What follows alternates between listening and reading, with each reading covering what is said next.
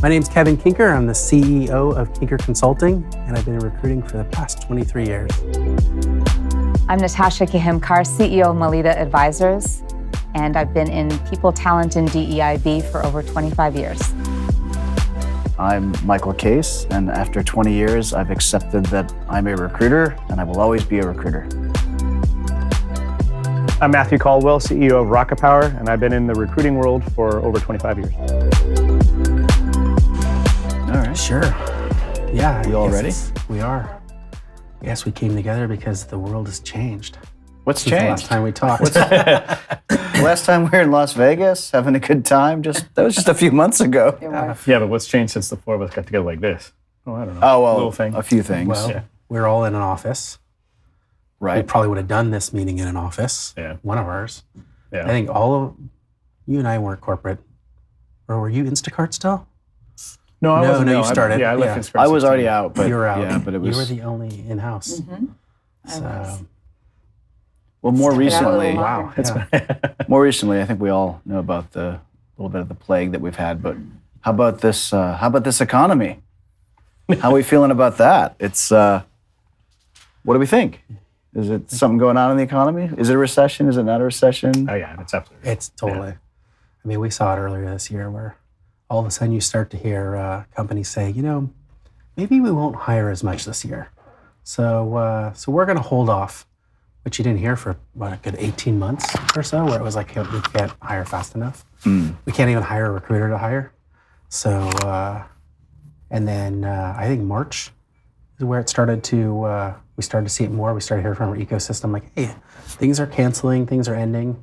And then interesting enough, our team, we kind of looked at all our communications because you still heard that overwhelming, like, I need to hire a recruiter, I need to hire. And it would dominate the conversation. And then we looked at our Slack groups and we saw at the end of April, the beginning of May, it just changed from we need to hire to here's a layoff list. And everything had changed all of a sudden. And then like it slowed down. Now, granted, it's a slowdown. So like I think there's a continuity to it, but the media is making it a little bit more, But is that just tech? Because the jobs report came out a week ago, and record 507,000. record number of jobs, record low unemployment. The weird thing is, so for our traditional historical client base, which is the Silicon Valley VC-backed clientele, those ones have all completely slowed down. But we started diversifying for maybe a couple of years ago, and we've got clients that are like, hey, we need to hire 2,000 people a year, Right. and they're going out to RFP. So the big, large, multinational Fortune 100, Fortune 50s, they're still hiring. In fact, we did a tour of one of these companies in Austin about 4 weeks ago, and the question came up, like, how is it going on your demand? They make semiconductors and semiconductor parts. Just with the recent congressional law, that's going to be great for them. Yeah, and well, the thing that they said is they have not seen a slowdown in their demand. Now, there was a lot of pent-up demand with anybody that wanted to buy anything that had a chip in it. For a long time, everything was delayed, but it's weird how certain companies absolutely full steam ahead, not seeing anything, not feeling anything, but the technology world is getting hit really, really hard. Biotech's still hiring now. So they VC-backed biotech startups, they're still hiring. They're still having a hard time finding people. They're still pulling people out of academic research centers and academia. So the transition to work, that same challenges that they've had all along, they're still having. But it's still, I think they tend to be more cautious in their hiring plans overall. So Even in comparison to tech. in general, so they're a little bit more moderated. Yeah. And I think that the time horizons are pretty long with a lot of these companies. They can be, yeah, especially if they're in the pharma space. They probably have had a lot more, there's been a bigger emphasis on anything that has to do with healthcare. So because of what's been going on the last couple of years and what seems to continue to be going on. I just read an article the other day. They expect endemics and pandemics to be more frequent because of just the way the world functions nowadays. So I could see an investment in that. I could see those types of companies continuing to hire because there's just going to be more and more demand for their products. Yeah.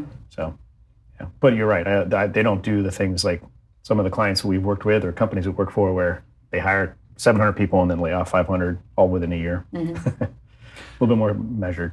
Yeah, and I think that maybe it's a little bit off topic, but that cycle, I don't think that's ever changing. Like, it's just the nature of startups. Like, they go crazy and like wild optimism, and then, oh, we went a little too far. We're going to go back. I mean, we've seen this for 20 years. I mean, this, any of you, is your first recession? We allowed to use that word? Is that one of which is your first slowdown or downturn, or has it been through this before? 3 or 4 if you count the COVID. The COVID is a downturn. That 6 months that was pretty rough, but yeah, it's just cyclical. I like .com is where I started my career, and like you saw it, it was like a lot of these kind of endpoints, which we saw last year, where there's kind of a little bit of hysteria, right? And like you're starting to look at some of the decisions being made, and you're like, that doesn't seem rational or like a good business decision. And so to me, that's now the marker of like, the recession is coming. So because the bad decisions are being made essentially, but it goes down and then it just starts back up again. 2 decades ago, did you get that then, or is this looking back like? Oh no, 2 decades ago, I had no idea what I was doing. So when it crashed, I'm like, what do we do now? So like kind of that energy you feel when everything is going so well, it just like dies. And then all of a sudden you're like, okay, where do I go? And I was early career, so what I really have to offer at that point to a company that now is bootstrapping a little bit, not spending as much money. I didn't know it at the time, but I learned over the years. Yeah, I think I had a similar experience. I started my first RPO in '98, and in 2001, I was 27 years old. My first time experience. I remember some advice I got from someone who was kind of a bit of a mentor, and she told me, what's great about you, Matt? You have never failed, so you have ultimate optimism. And she's like, what's bad about you, Matt? You've never failed. And I failed. I mean, the first company shut down, and like you, I had no clue. I didn't have any experience going down this road. I didn't have any pattern matching to do, and so I was in a tough spot personally, just mentally and emotionally, shutting down a company, feeling like a failure. But having gone through that, 2008, 2020, I see the same type of stuff. I mean, 2001, I remember because we were working with Series A and seed companies, and people were getting millions of dollars for like a 3-page or 4-page PowerPoint presentation that basically was like something that I could have put together.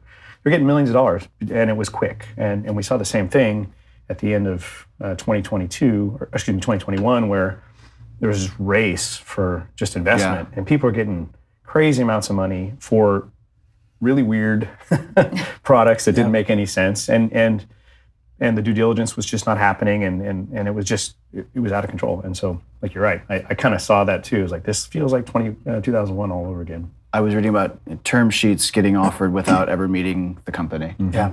So that was sort of like a tell. Kind of a tell that, like you just like you have this money, you have to invest it. So you got, it's like that movie in the 80s where the guy has to spend all the money very fast to get the next money. Yeah. It felt like that, right? Like you got to spend it, otherwise the LPs aren't going to give you more money. So pretty wild. Well, I feel like the VCs they felt like they had to. We had Tiger, we had a bunch of other companies out there just dumping and flooding money into the market. And so the traditional VCs felt like they had to keep up, and they were giving away a ton of money without due diligence at crazy valuations that were in favor of the founders.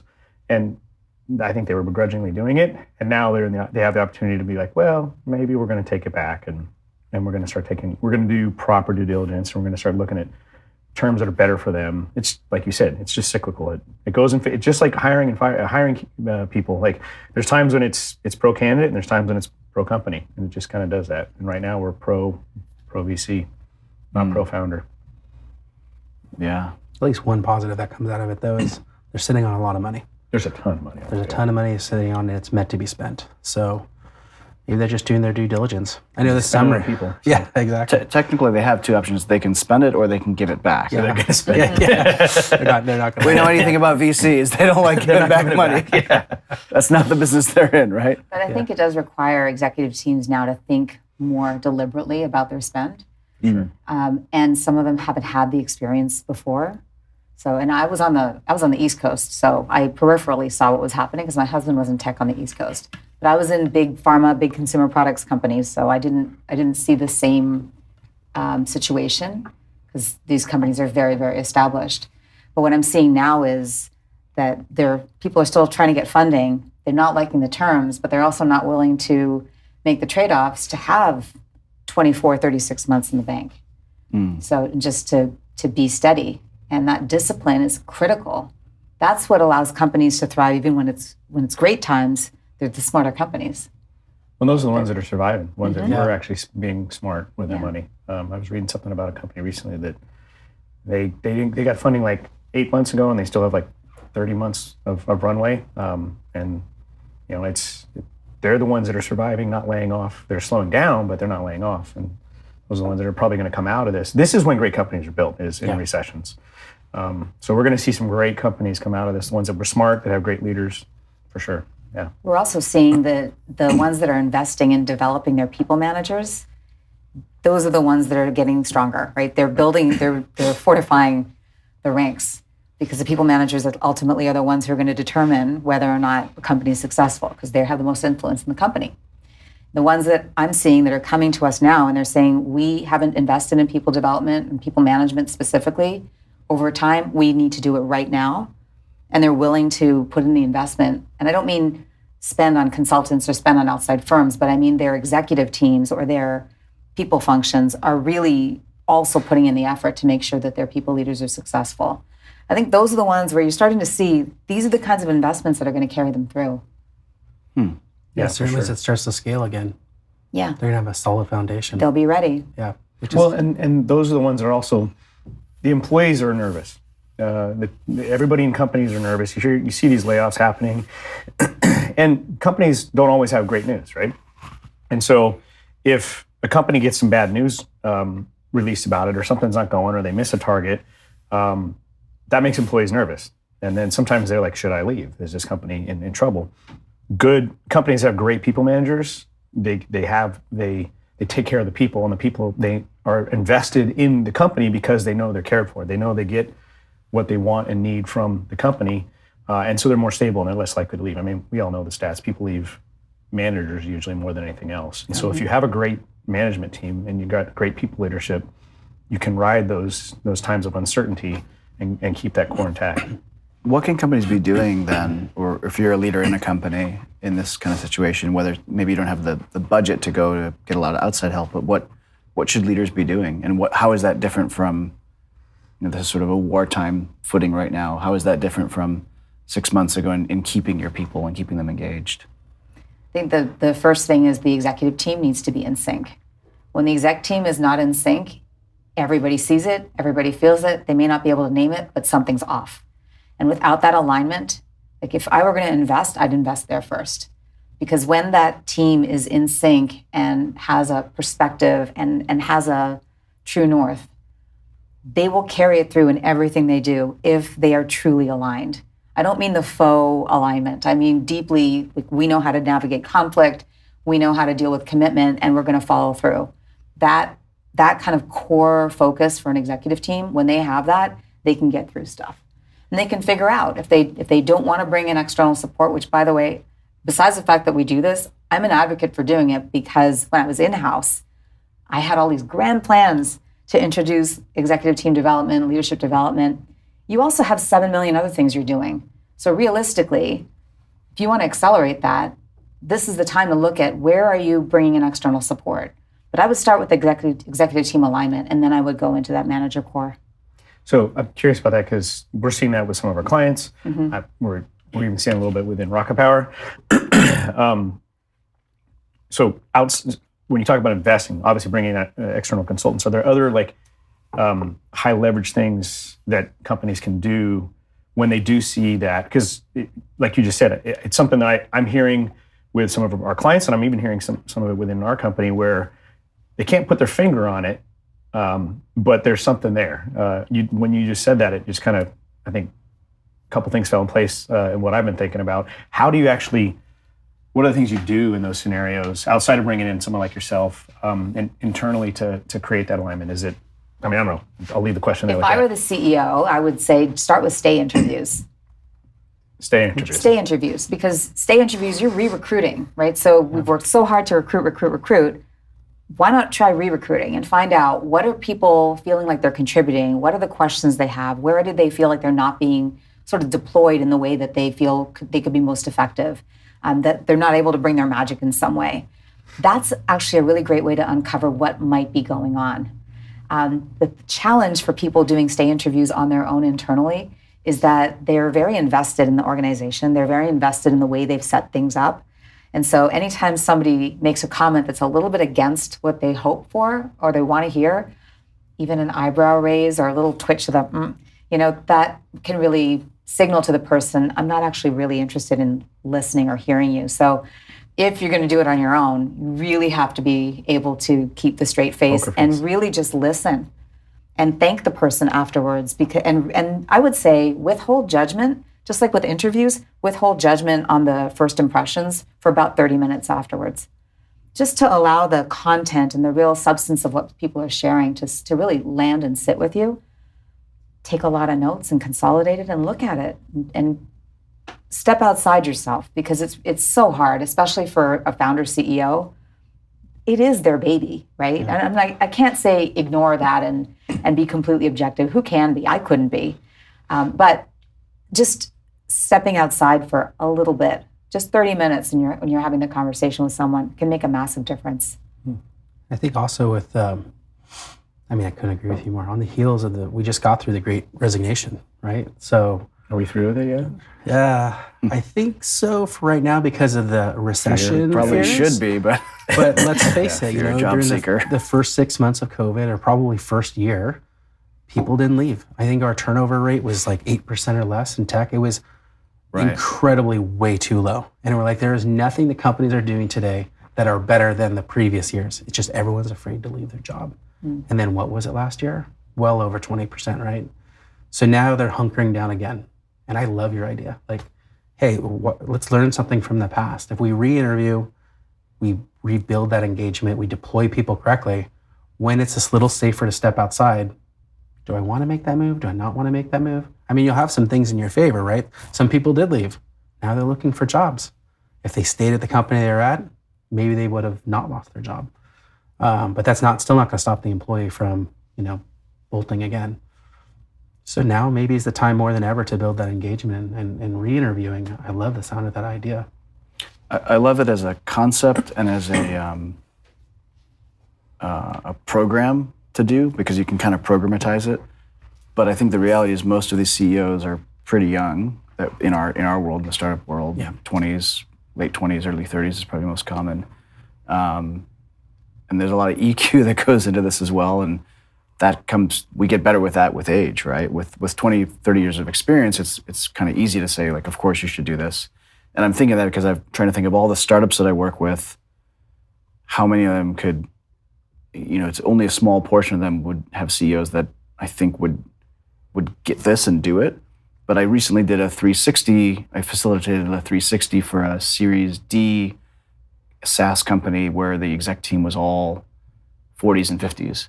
And they were so open and so direct with each other and so clear about the actual problems in the company. And I was really impressed. Like, it was, wow, you folks are actually, you're listening to your employees. The problems are still there, but they're listening and they're taking action.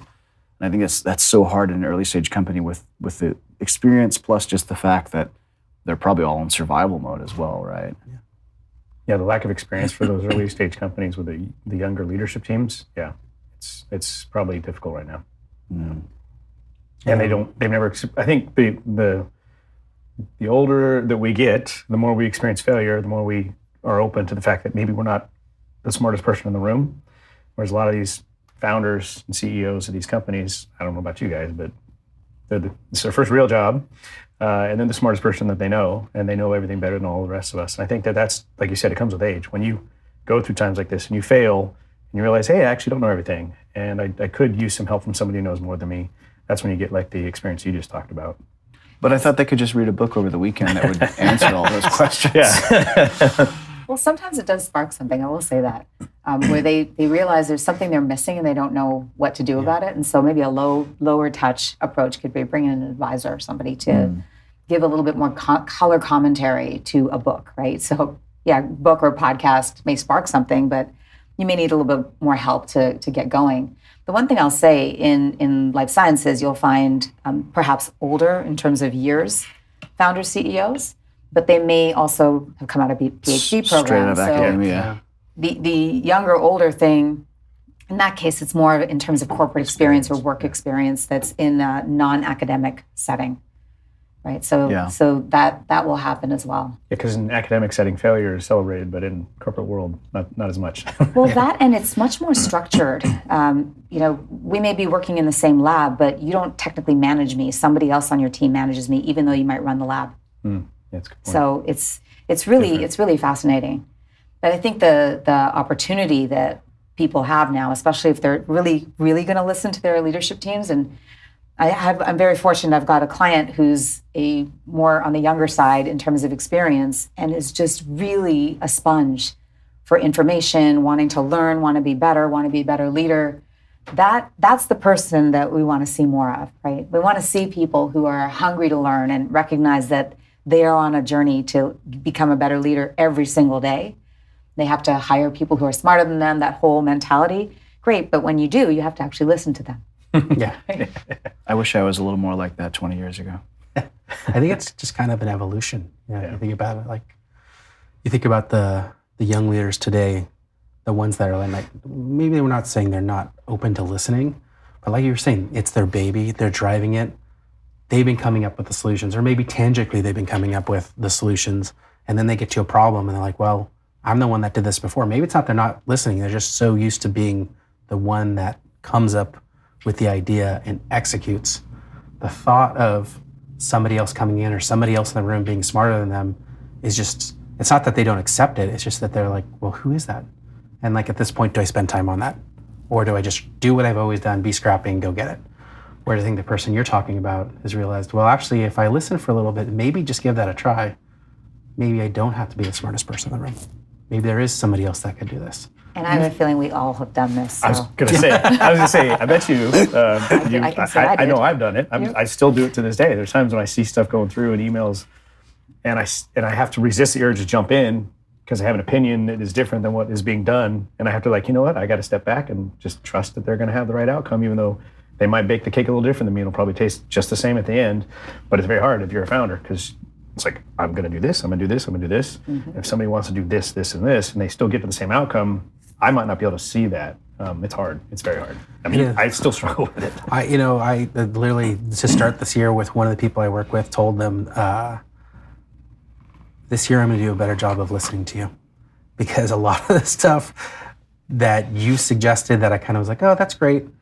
I came back to it. It was the right thing to do. So I was like, now I'm going to try to say no less and really see it through. Just a reminder, it's August. So got a little bit less time. Yeah. We've talked about where we're at. Where are we going? How long is this uncertainty going to last? I mean, I don't think any of us are economists, and I don't think economists ever call this stuff right. But just what's your intuition and experience telling you about the road forward? My guess, Q1 2023. The reason why is a lot of the companies we talked to didn't say that they weren't going to hire, they just weren't going to hire now. That it seemed like later this year or next year would be the time to do it. Two, as the aforementioned VCs sitting on a lot of money, we know, all of us have been around for a while, they don't sit on that money for long. And once one of them starts spending money again, they all kind of jump in. And then, and this is from, a hiring and people perspective, we're gonna start working on budgets end of October, early November, talking about our business objectives for next year, where the gaps are, what we need to hire for, and we're gonna build that out. And all of a sudden, I have a feeling they're gonna get into next year and they're like, okay, well, we need to do that. And the fact that they let people go so that those internal competencies are gone and they're not gonna get those people back. How often does a person get laid off from a company and go back? So you're hiring new people, hopefully with strong managers, to come in. So that's my guess. The only kind of curveball on that, with every downturn, we saw the dot-coms, right? Investing in companies that really had no revenue plan. The financial downturn, like the mortgage-backed securities, cryptocurrency seems like that's the one now. And it really took a huge haircut with 70, 80%. How bad was that for everybody? And how does that affect the way forward, the kind of the recovery? And I don't know. That's the part that I don't know enough about. And this is specifically within tech, This is startup really tech, subset of tech. Yeah, this is really tech. I think the two of you mentioned other industries that I don't think are going to be affected at all. I think if anything, this is going to be easiest is for them to recruit for the foreseeable future. So, so I think we have a good base. But tech, the world that we largely live in, I think my guess is Q1 2023 we start to come back. It's not going to be like what it was before, but it'll be positive. What do you think? I would agree with that. Some of my clients have already started their budgeting process. They started end of July even. Wow. Because they're trying to anticipate, right? And I've heard some clients say there are not going to be any layoffs. We're in really good shape, and that's terrific. They're still having a hard time hiring, even still. Yeah. Yeah, I think if you look at the last 70 years, the average recession length is 11 months. It started in March, April-ish. At least that's when we started seeing it. So Q1 of 23, I think, is a good, safe estimate. I do think, to your point about VC spending money, what's his name? The founder of WeWork just got $400 million from Andreessen. Really? Yeah. Just the other day. Straight check, like I think it's 350 from them. Like, Yeah. Yes. It was a 400-something million. They didn't lead it round. like They it was spent- them. and they Yeah. did- yeah. And so when you talk about VC spending money, you see a couple more of those happen, and I think that will accelerate. Another thing that we did recently, we did analysis. So we started in the fall of 16. Our first full year was 17, and then we looked at every year, 17, 18, 19, 20, 21. The second half of the year was always bigger than the first half of the year. Yes. Averaging 85%, even during 2020. It averaged 85% more revenue for us in the second half of the year than the first half of the year. And a lot of that has to do with the VC patterns and the early stage companies that are venture backed. The VCs all go on vacation in July and August. Talent partners are gone. Nobody's available.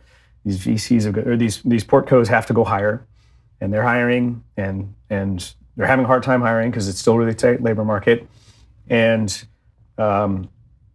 the VCs all come back Labor Day, and these portcos are now behind because they didn't get any help July and August. And suddenly the talent partners and all the VCs get all these calls from their portcos in Labor Day or the next day, a couple days later, saying, help, we're behind. We need to make 60 hires between now and the end of the year, and we've got like one recruiter. What do we do? And then what we've seen historically is second week of September, we start getting reach outs from these VCs saying, can you help this portco? Can you help this portco? So there's a big acceleration October, November, December to try and get the hires they need to make before the end of the year. So in the world we live in, within the VC-backed world, I've seen these patterns. We looked at these pretty deeply. I do believe the VC-backed companies will start hiring more at the end of this year just because they pause, they slow down. Yeah. They're probably behind on product. They're probably behind on development of certain areas, and they realize they need more people. So they're going to have to ramp up hiring, whether they do it internally or they're bringing people like us to help.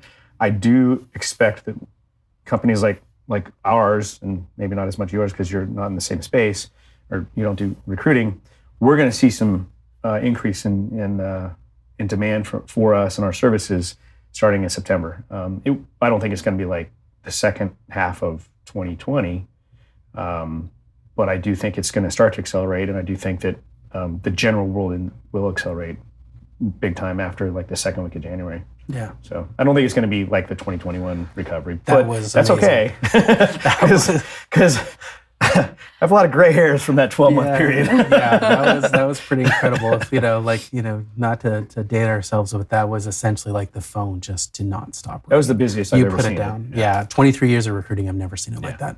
Never. It was insane. So, I mean, I would take it back somewhat because we're a little slower now, but at the same time, man, it'd be great if that's what happened. If it was 75% of that, even Perfect. 60% of that, that'd be like we could grow healthy, we could invest in our people. Yeah. We didn't do enough investment in our people during that time period. It was too It was fast. just like I was so busy growing. We were so busy growing. Yeah. Like we couldn't do anything else. So yeah, a little bit slower growth would be beneficial for us, I'm sure. Yes. Yeah. Yeah, and our teams. This is a pretty counterintuitive or iconoclastic opinion. Everyone around me that I talk to is like, the world is ending. And you're like, well, actually, we're looking up.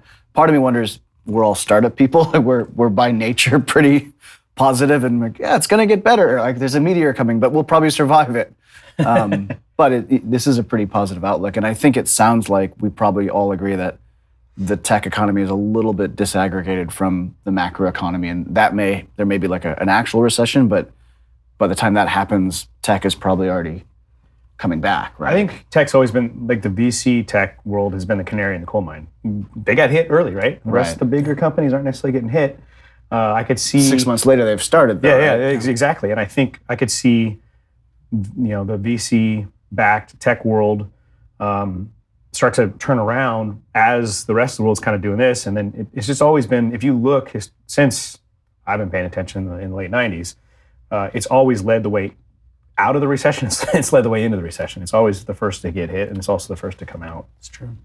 So, any parting advice for CEOs or leaders in this time of uncertainty or maybe invest. certainty? I think, like what you said, invest now, be smart. Yeah, invest in people now.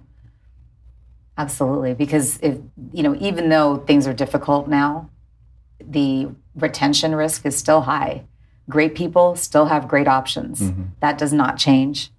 It may take longer, but once they've mentally checked out, they're out. They're not coming back. And so just getting ahead of that and investing in the exec team first, and then those people managers, those folks have way more power than people give them credit for. The middle managers that you love to talk about? The middle managers, yes. You need them, right? They're managing up, they're managing down. You develop them, you're positioned to either build or sell or both. I think that's really, really important at this point. And I think we're also going to see, or maybe we're at the point of more of a normalization around work, right? Like we're remote.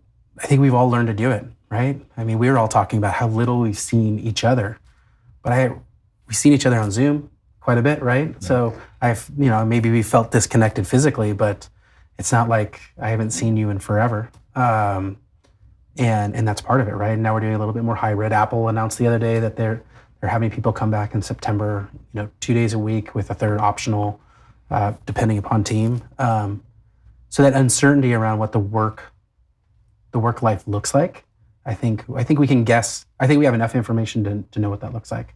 So my whole point, that being that now there's a little bit more normal in place. Support your people, your managers especially. The ones that do it well, they're going to come out of this just like a rocket ship. And the ones that don't, they're going to need your help. They'll need your help either way. Yeah, they will. It's hard. They're going to need your help with crisis. But it's hard. I think in some ways, crisis is when people recognize that earlier. When it's just subtle under the, barely under the surface that they can't put their finger on, like you were talking about, that's when it's harder for them to realize they need your help. Yeah, absolutely. Cool. Well, positivity wins. This has been great insights. I think we're probably going to wrap up for now. We've got lots more to talk about the next time we meet. Thanks for doing this. This is fantastic, and hopefully it's useful for everyone out there watching. For sure. That was awesome. Thanks, team. Pleasure. Thank you.